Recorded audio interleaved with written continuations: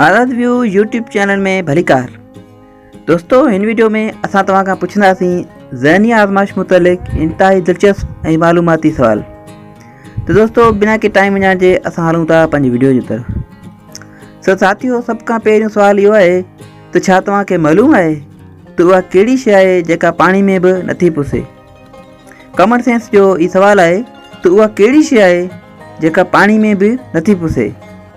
तव्हां जवाबु ॾियणु चाहियो, तव्हां 5 सेकंड जो टाइम मौजूदु आहे। तव्हां चाहियो त वीडियो खे रोके सोचे जवाबु ॾियो। दोस्तों हिन सवाल जो बिल्कुलु दुरुस्त जवाबु आहे त पाछूलो। दोस्तों छा तव्हांखे मालूम आहे त ज़मीन जा फिफड़ कंहिंखे चइबो आहे? जी हा साथियो, ज़मीन या धरती जा फिफड़ कंहिंखे चइबो आहे? इन दिलचस्प सवाल जो जवाबु तव्हां ॾेई सघो था, कमेंट करे सघो था। 5 सेकंड जो टाइम तव्हां वटि मौजूदु आहे। जेकॾहिं चाहियो त वीडियो खे रोके बि सघो था, सोचे जवाबु ॾियो। जेकॾहिं चैनल ते नवां आहियो त चैनल खे सब्सक्राइब ज़रूरु कजो। दोस्तों तव्हांखे जवाबु ॿुधायूं त ज़मीन जा फिफड़ जंगलात खे चइबो आहे, जंगल खे। दोस्तों छा तव्हांखे मालूम आहे दुनिया जो सभ खां पुराणो वणु कहिड़ो आहे? इंतहाई दिलचस्प ऐं मालूमाती सवाल आहे त दुनिया जो सभ खां पुराणो वणु कहिड़ो आहे? तव्हां जवाबु ॾियणु चाहियो, 5 सेकंड जो टाइम तव्हां वटि मौजूदु आहे। दोस्तों हिन सवाल जो बिल्कुलु दुरुस्त जवाबु आहे त खजीअ जो वणु। दोस्तों छा तव्हांखे मालूम आहे त निंड खां अलावा उहा कहिड़ो कमु आहे जेको असां अखियूं बंदि करे या पूरे कंदा आहियूं?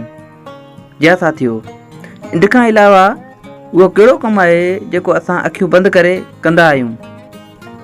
इंतहाई दिलचस्प ऐं कॉमन सेंस जो सवाल आहे। जवाबु ॾियणु चाहियो त कमेंट करे सघो था। दोस्तों हिन सवाल जो बिल्कुलु दुरुस्त जवाबु आहे त निछ ॾियणु।